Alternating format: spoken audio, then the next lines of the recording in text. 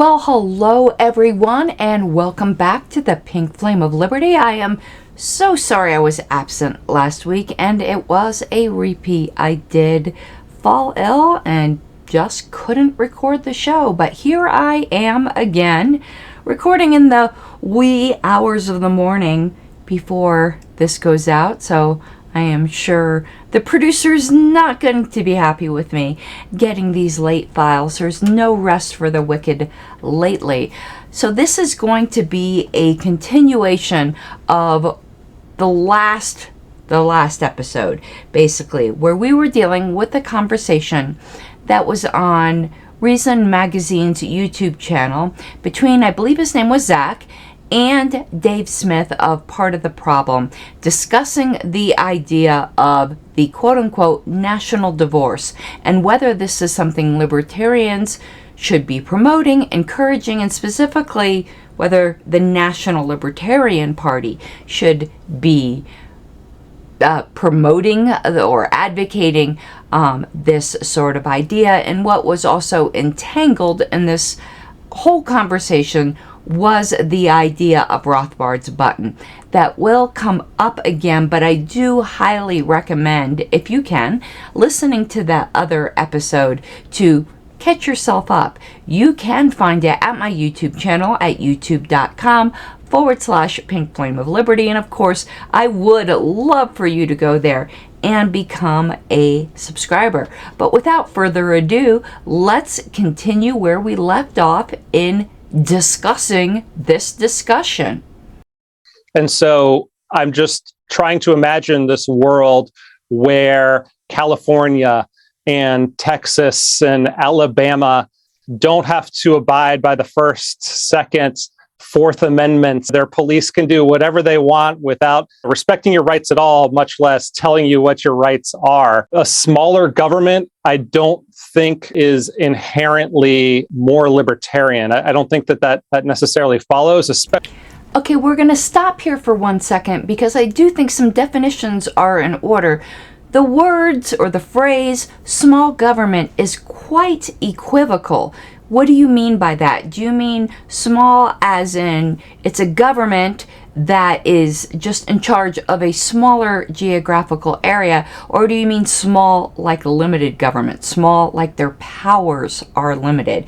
That word can be used in several different ways. And it's really important about what we're discussing here.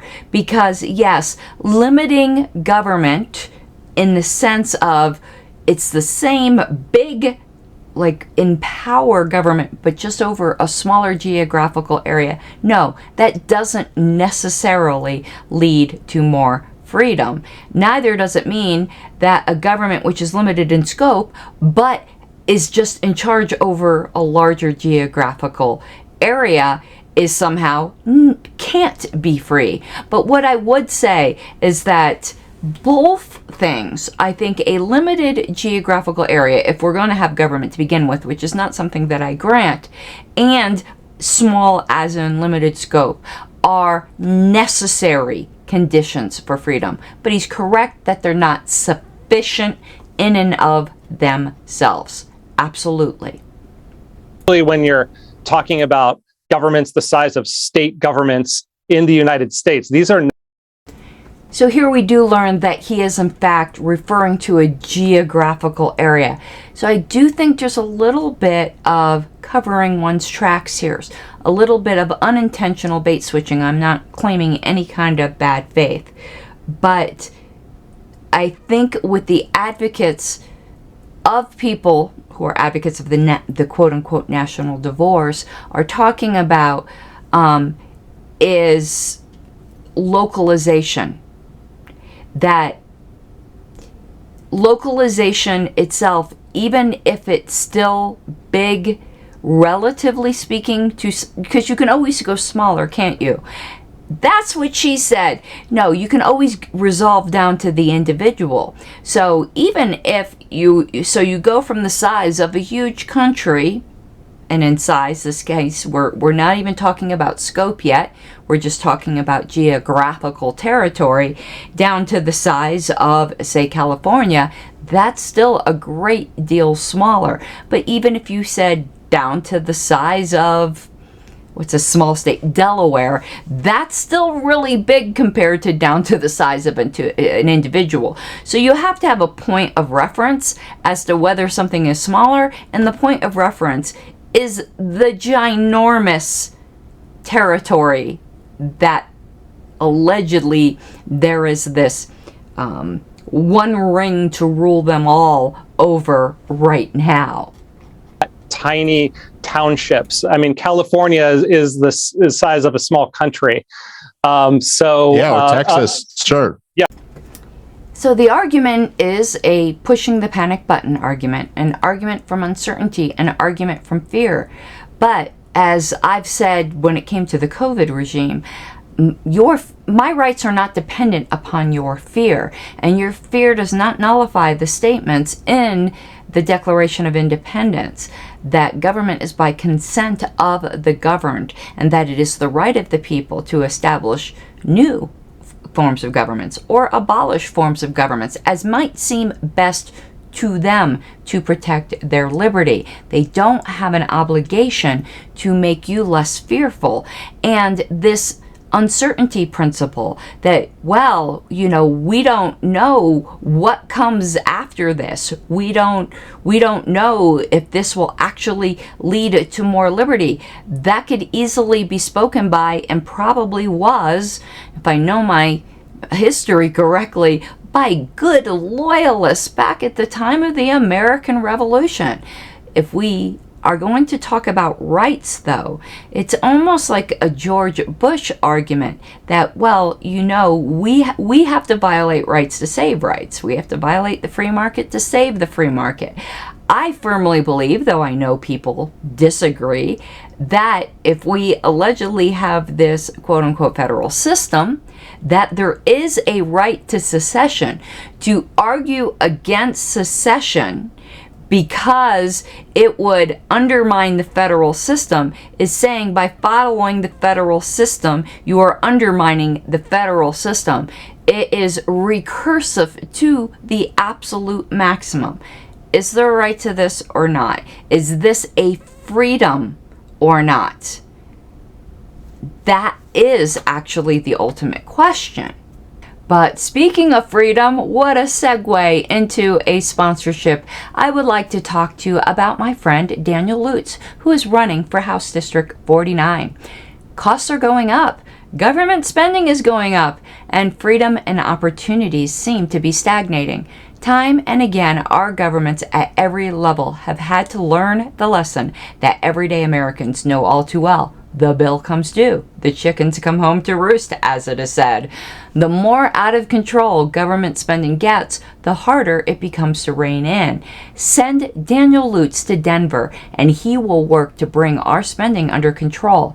He knows that it's your money and not the government's, and he will treat it that way.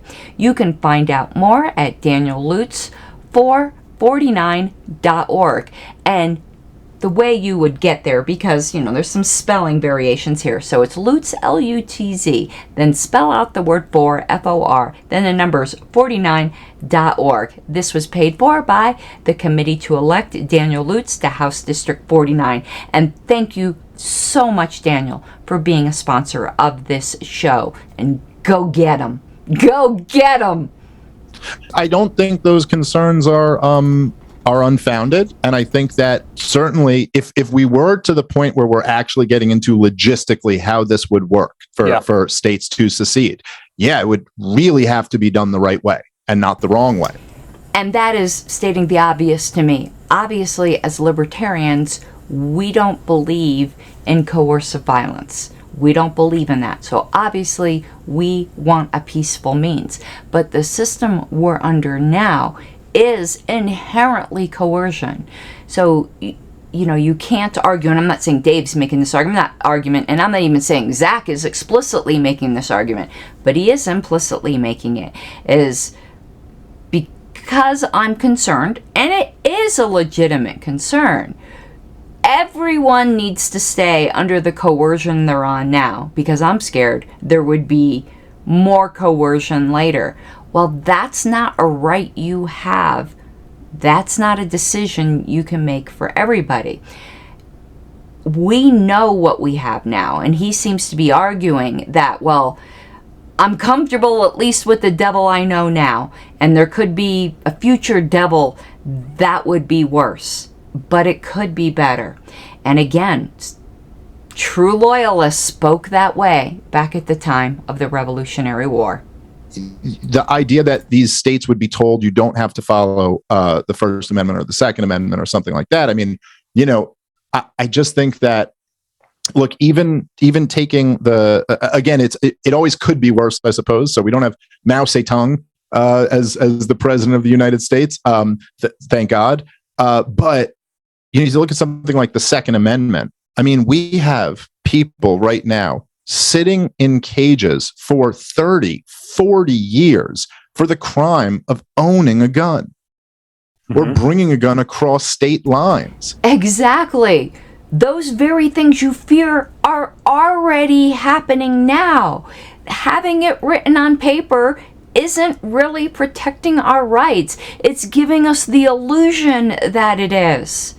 Again, as Spooner said, the Constitution as it is right now, and as it was in his time, was either designed to lead exactly to where we are now, or it was powerless to prevent it. We can't say, well, we just didn't do it right. We start to sound like good communists. It says communism just hasn't been done right. Okay, welcome back. And remember, you can always give me feedback at pinkflameofliberty@gmail.com or come to my YouTube channel at youtube.com/Pink Flame of Liberty. Also, at that email address, you can find out about sponsorship opportunities. They are way more affordable than you might imagine, and I truly appreciate the support. Let's continue. I mean, the idea that, if the state governments, got their way, they don't have to abide by the Second Amendment. It's true. That is true. And I would like them to.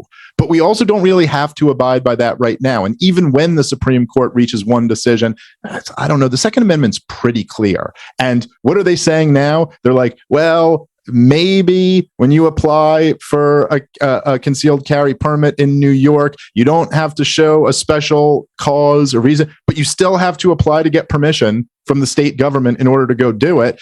Exactly the point I was making before. What the fear is already happening. It's the system we have now. So we just stay here. You stay in the bad relationship because the relationship could get worse, or do we say, maybe it's at least something we can discuss, because free people at least should be able to discuss this. Well, and that is, in fact, what we're doing in this conversation. For how long we'll be able to do that, it's hard to tell. Governments certainly don't like it. So there is no perfect libertarian. But I mean, come on, that is a big step in the right direction. Before you had these sheriffs who could just say, we're not going to give out concealed carry permits to anyone, and now we have the court saying you can't discriminate because you feel this person deserves a gun and this person doesn't. And that's kind of like the root of what the Constitution is supposed to offer, is equal protection under the law, and saying whether you are the federal government, whether you're a state government, or whether you're a town of 500, you can't pass a law that only applies to these people and doesn't apply the same way to those people.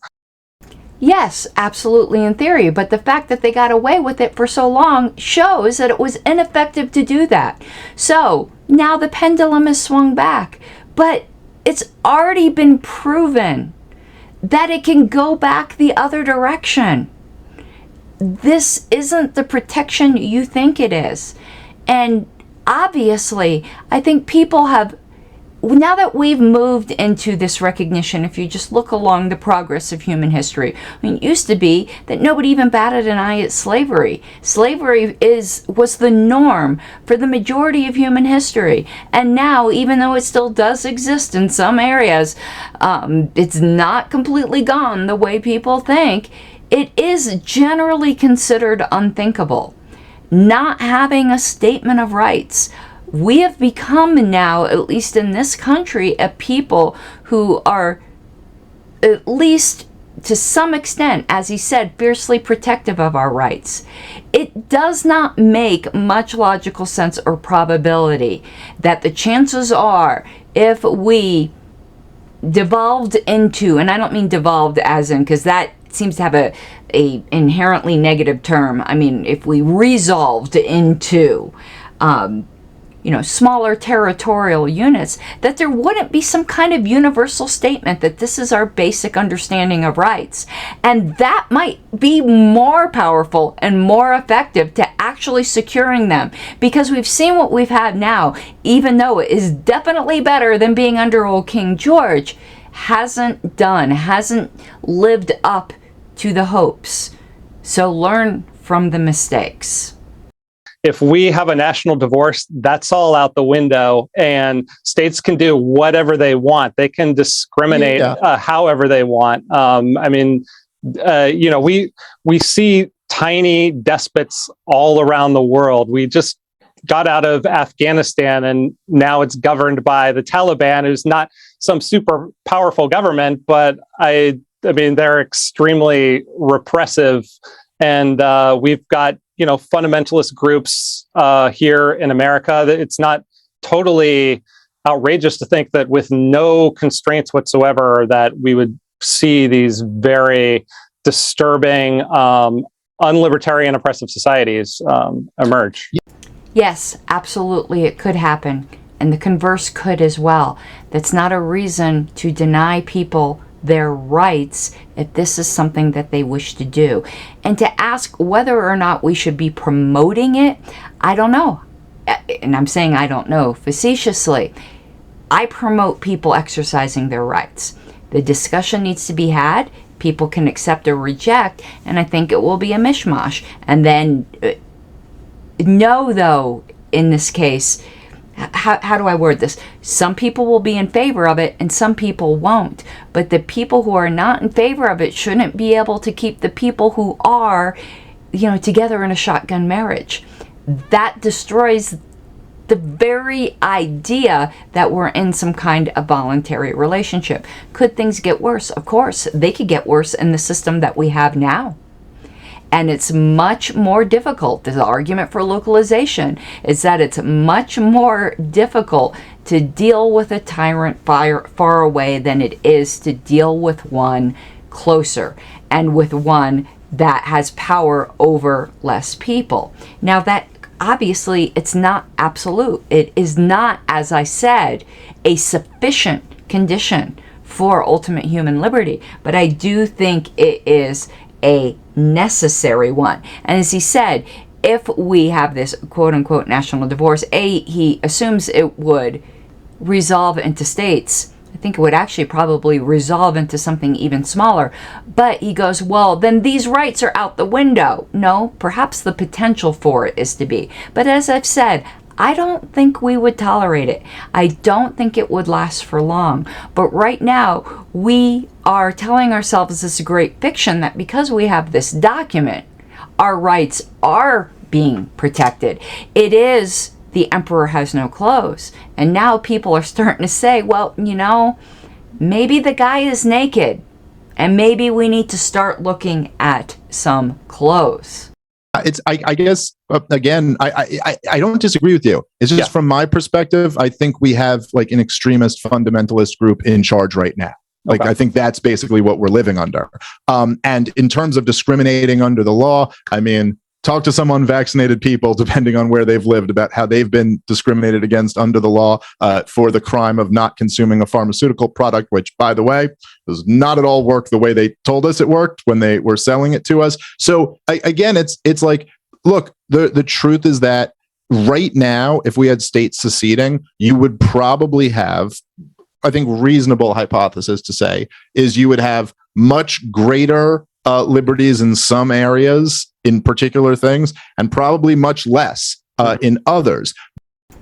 I believe Dave is right, but that is what we have right now.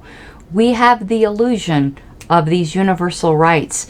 Yet, on things that are supposed to be fundamental rights, they still differ from state to state.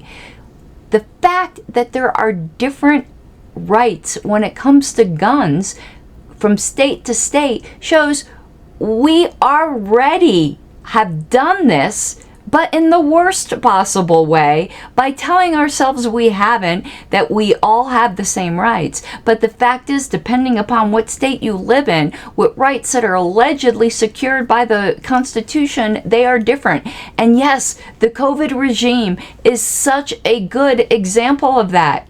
Why were people flocking to Florida? I thought we all had the same rights. A right not to be told that you have to forcibly somebody isn't holding you down, so you go, well, you could just, not go anywhere. You could just stay in your apartment. Yeah, and I've heard the same people go, well, you aren't really forced to pay income tax. You could just work. I mean, I would say, well, you're not forced to do anything. You could just die. Is that really the type of argument we're going to be making? Because, when you strip away all the niceties, that is what it comes down to. But what Dave is saying, and I have to say, both of these guys, and I don't mean this in a demeaning way, I'm just really enjoying watching them. They are so adorable and good-natured, and I'm enjoying the conversation. And I'm going to be, and this is probably going to even go to a show 3, start to highly disagree with Dave in some areas. So don't just think this is a Dave love fest. Though personally, he's a wonderful guy and I'm a huge fan. We just don't always agree, but we can disagree. Ironically. Now, another segue. Speaking of disagreeing, ironically, let's talk about alternative voting systems. Approval voting is one of my sponsors. Thank you, Frank Atwood. Approval voting moves us beyond two-party thinking. It will lead to fewer spoilers. Voters can vote for both a candidate that they really like, who probably has no real chance of winning, and also a more popular candidate who does have a real chance of winning. It will lead to more civility. When a group of friends want to stay friends and are trying to decide on a restaurant or movie, they use a show of hands, which is approval voting. It'll lead to less polarization. The voter is not forced to focus on only two candidates. Down with the duopoly. So again, approval voting will move us beyond two-party thinking. You can contact Colorado's approval voting effort by phone or text at 720-439-6000 or search for the Approval Voting Party. And again, thank you, Frank, for being a sponsor. Even if whoever your favorite libertarian person ever is, Ron Paul or Gary Johnson or whoever, I mean, envision them being elected president. I mean, they'd have the entire corporate press turn against them in a vicious way, like worse than Trump, that would be completely turned against them. You'd have a whole bunch of three-letter organizations spying on every single one of their cabinet members, of their advisors, all of this, finding as much dirt as they could on anyone. Who knows what else might be done. This is going to be very difficult. However, taking over a local government, taking over a town, taking over a city, this might be a little bit more practical. And all right, we are back. Again, this is, maybe even 4 episodes, but I do think it's a very important discussion to have, and I do enjoy analyzing the discussion that's going on between Dave Smith and Zach. So, where we had left off, Dave was saying, well, imagine if a libertarian was elected president. Look what happened with Trump, who was, in his own way, anti-establishment. Now, obviously, I'm not a Trump fan, but a reasonable person could see the hatchet job that was done on him. We really think a libertarian is going to fare any better? The system is so entrenched and so self-perpetuating at protecting itself. Can it really be reformed? Or is it beyond hope without moving to more localization? And I do think that's the argument Dave is inherently making. Let's continue. And then the other thing I would say that's a worthwhile thought experiment is, which is the Rothbardian kind of point, right? Which is that basically, which I've come to agree with, that basically if you don't believe in world government, the only other thing that's logically consistent is to believe in anarchism. Like, there's no kind of reason why there should be any step in between. I mean, if New York and Canada, if America and Canada can be in a state of anarchy kind of with each other, and you don't think there has to be one government ruling over the two of them, why is it then that we can't have more and more secession, and all the way down to neighborhoods, blocks, individuals? Exactly. If we are concerned with the rights of mankind, then why aren't we just pushing for the United States to be the united planet? I do think there are some people who would really love to see that, though they would be horrified to hear for us to be the united China, for instance. But resolving power closer to the people, that I firmly believe is a necessary condition for human freedom. Otherwise, why aren't you advocating for a world government? But I would ask, do you think if it was governed under, let's say, the United States of America's Constitution, that we should have a one world government, that we should have the entire world under one government, but we have this piece of paper that we very much like, and that's going to be our protection? My objection to it is that this is all historically contingent. That, again, the founding documents of the U.S. are based, in these ideas that emerged from the Enlightenment. The idea that we're going to get the globe to agree at this point on kind of an agreement based on just minimal protection of natural rights, it's so far-fetched. That's the same argument for the country. That the idea that we're going to get these 330 million people to all agree on a limited government that's only there for rights protection, and that this is going to remain stable, also seems to be far-fetched. Winner, winner, chicken dinner. But there was another point, and maybe Dave will bring this up later. Zach, though, said what I said earlier. He said, well, this is also theoretical, that we can't expect the whole world to accept something that grew out of Enlightenment principles that are very uniquely American. And it's that these Enlightenment principles that have instilled in us this respect for natural rights, well, those same Enlightenment principles would still be here. It's in the people, not in this fictional enterprise that is the central government.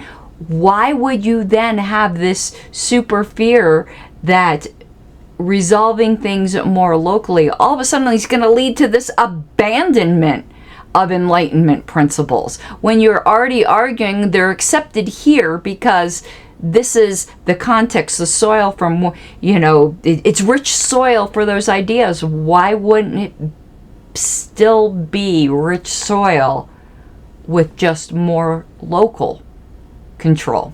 An objection that I aired on social media was that the term divorce itself is something that most people associate with two people ending a marriage. And in an American context where everything's so polarized between right and left, blue and red, that this evokes the idea of breaking into red America and blue America.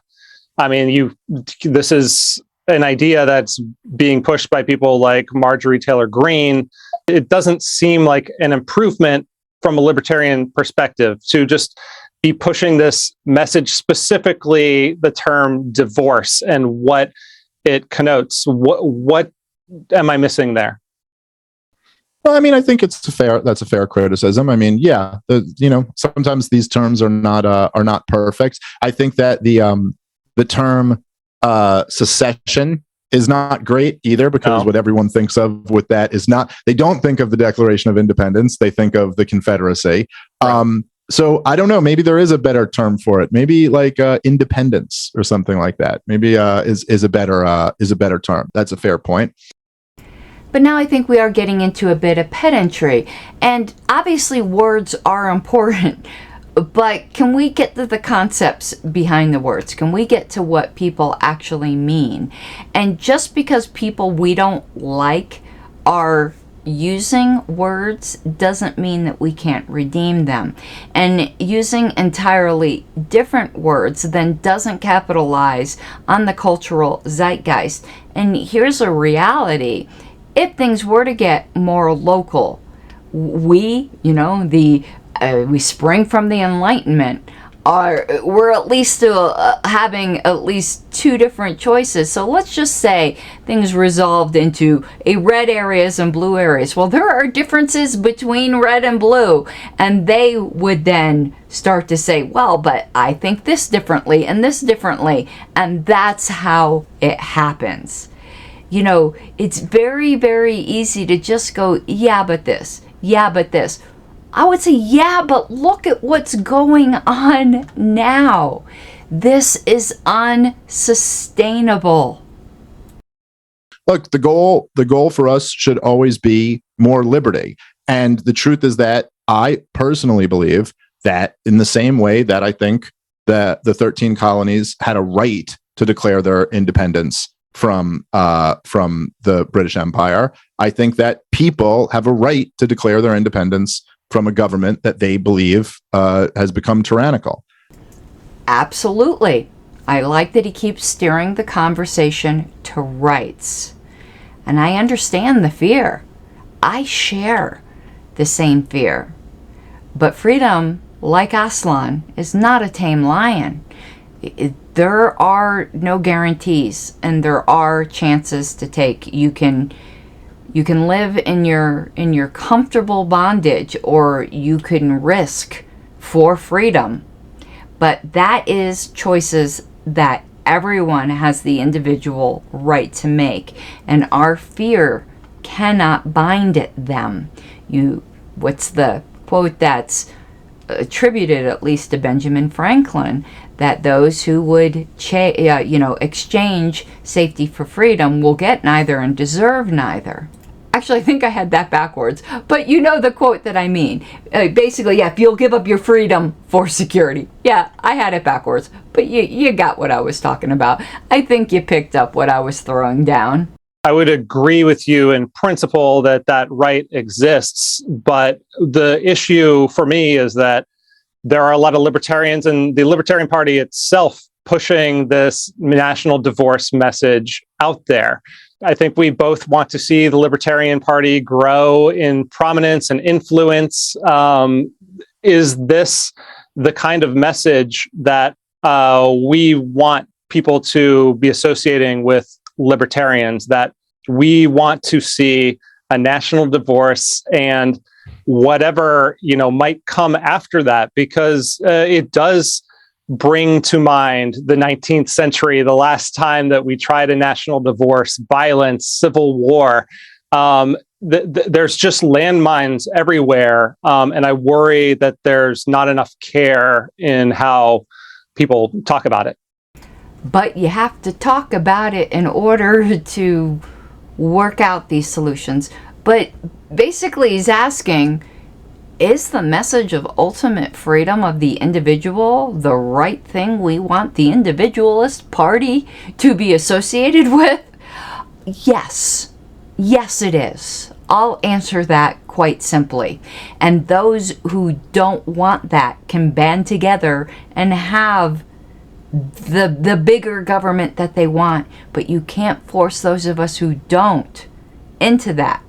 There is a way for everyone to get what they want, unless what you want is to force everybody else. But if you take that off the table, if you have the Nozikian side constraints that you can't coerce you can't coerce other people, perhaps we're leading to a system that's known as panarchy, where basically it's the free market of governance, where everyone can win. And it's not even tied to geographical territories, and its ultimate expression that you can pick and choose without even having to move. And we'll have to discuss this next clip after the break, but let's play it.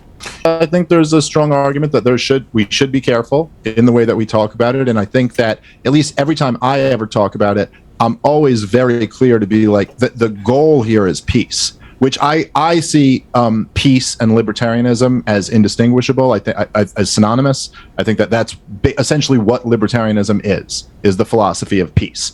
That's basically what non-aggression is. And it's on a small scale, on an individual level, it's peace, and on a national level. And I would absolutely amen that. We are looking for peaceful solutions that honor rights. Thing we're promoting, we should always be as crystal clear as we can that the reason that we are promoting this is because we want to see a peaceful outcome. So if that's a peaceful separation or a peaceful organization, that either one is fine as long as it's peaceful. Okay, we're into the final segment of this particular show. Remember, again, you can always contact me at pinkflameofliberty@gmail.com. All right, let's plot on. So I don't think that's unreasonable. I think we should try our best to be clear. It's tough sometimes, I think, on Twitter. You know what I mean? To be like clear with any message. Yeah. I do think that for the Libertarian Party to be successful, we are going to have to be radical and shake people up a little bit and get people to consider a whole new way of thinking about the world. When you are advocating for such fundamental shift in thinking, such as questioning the very legitimacy, as Michael Huemer would say it, the problem of political authority, you have to be bold. You have to be blunt. You have to wake people out of a stupor. You've got to get them to a point where they're at least willing to consider your ideas. And that's where the rest of this discussion is going to go with Dave. And I fundamentally agree with him, but there is going to be some points of disagreement coming up that might not be fully fleshed out this episode.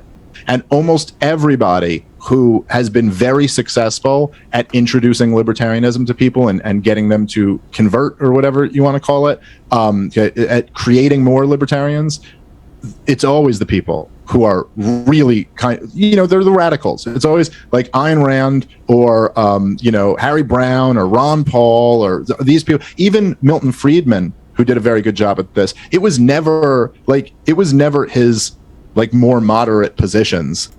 And that is the services offered by my other sponsor, Asteros. So, what is Asteros? Well, let me tell you, these days, organizations of all sizes are targets for cyber criminals, disgruntled employees, or even nation-state attackers. Asteros performs cybersecurity services, providing expert guidance to help organizations defend against threats and protect their data. They uncover hidden vulnerabilities, evaluate real-world risks, and deliver tailored guidance to help you quickly remediate security weaknesses. For a limited time, Asteros is offering an attack surface audit completely free.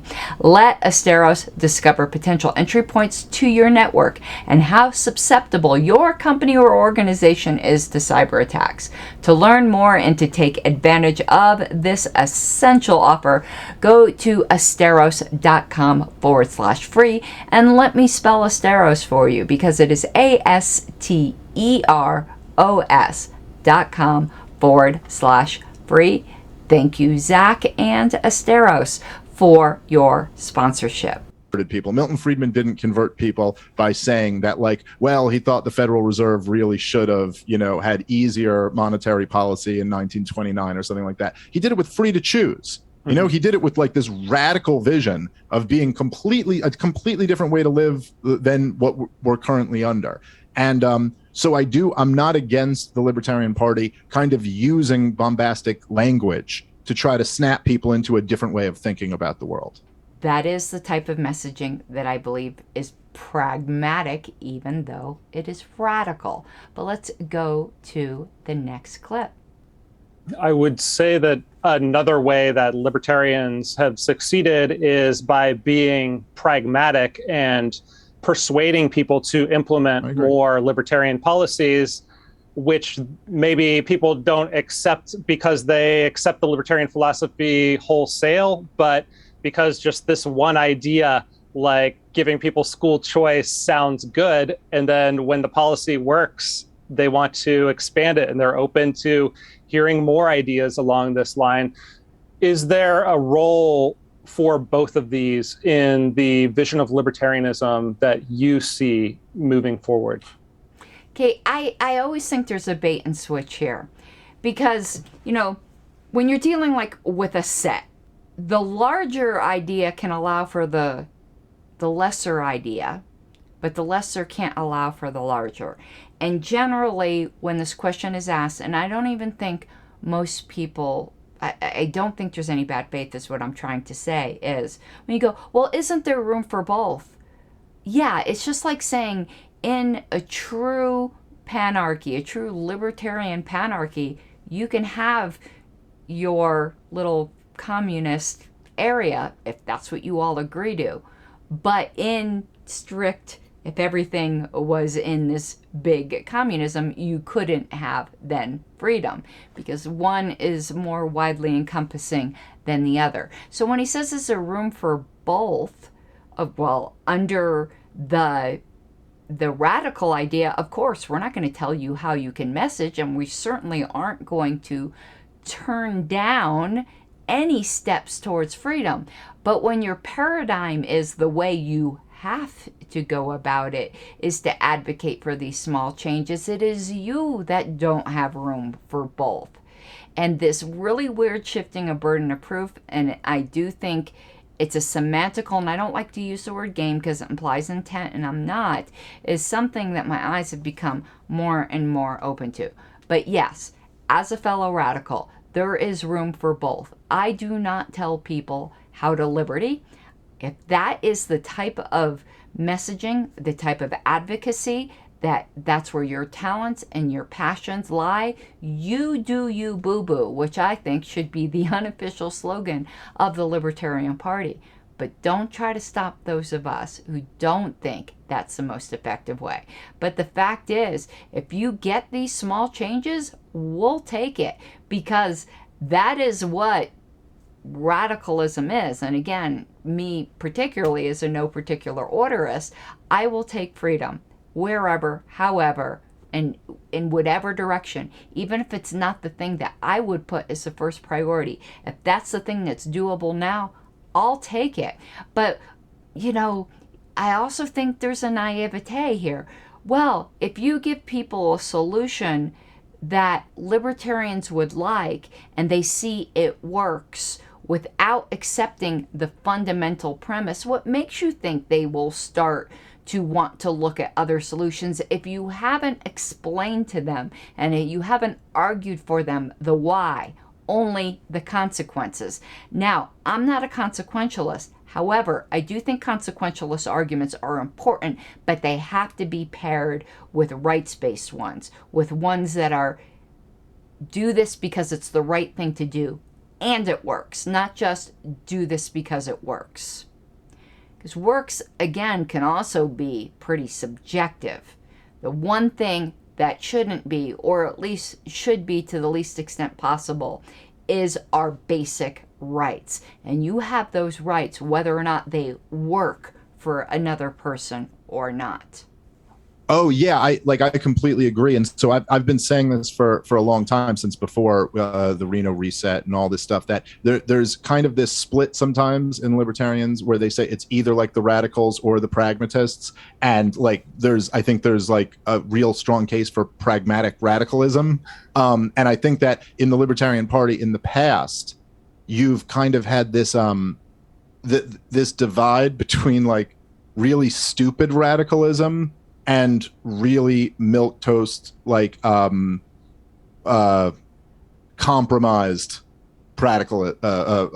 pragmatism. Well, what he's calling compromised pragmatism is just moderates. That's what he's describing. And now here's where I'll just keep Asteros up here for a minute. Here we go. But now here's where I depart with Dave. What he's going to describe as, quote unquote, stupid radicalism, and I'm not going to take this personally, Dave. Well, I'm one of those stupid radicals, I guess, because I do think he's going to use the example of driver's license. I do think those are a huge infringement upon liberty, and I don't think you can tell other people what should be their passion or what they should what they should campaign on, what they should pursue. Now, of course, you could say that perhaps isn't the most effective message for the Libertarian Party to lead with, of course. But what if that is immediately doable? What if some situation arises where that just turns out to be a big issue? Then yeah, they should lead with that, because we should be leading with the things that we can do right now. That is pragmatism, without losing sight of what most people would consider the larger issues, such as wars, and murdering people. But if you can solve, say, something like driver's licenses right now, I wouldn't say, well, we can't even worry about that. We can't even talk about that because there's still wars. That leads to what I think I'm going to end this show with, is something called Stockholm Libertarianism, which I mentioned before, which is an article my friend Tom Knapp wrote. But no, you want to know what? I'm going to start probably the next show with that. Let's get to the next clip where he could call me a stupid radical. I don't need a driver's license. I'm against driver's licenses. And that's like, oh, okay, wow, you're radical, but it's on this really in this really stupid way to be radical, that isn't going to resonate with anyone, that everyone goes, okay, that just seems crazy, Resonate with nobody? I would like to introduce you to Adrian Wiley, but it resonates with people. Maybe it doesn't with you. Don't universalize your particular predilection. But I'm just a stupid radical. And again, Dave, no offense. That's fine. You can think that me thinking the issue of driver's license is actually, in fact, important and has led to the national ID system and all kinds of rights abuses. That's okay. We can disagree, ironically. Saying let's legalize marijuana, but none of the other drugs. I think Ron Paul was the best version of all of this, where he was the most radical, but always put the most important issues first. Well, some people would really disagree with you, David. Did I just call him David? I'm your mom. David, whatever your middle name is. Legalizing heroin, some people would think, is a lot crazier than talking about driver's licenses. You gotta take what you're given, that's how we live it. Don't be mad at the system, it's simply how we've existed. I hear a lot of people talking like they politicians and choose to be an accountant because it's safe in a business, not because they want to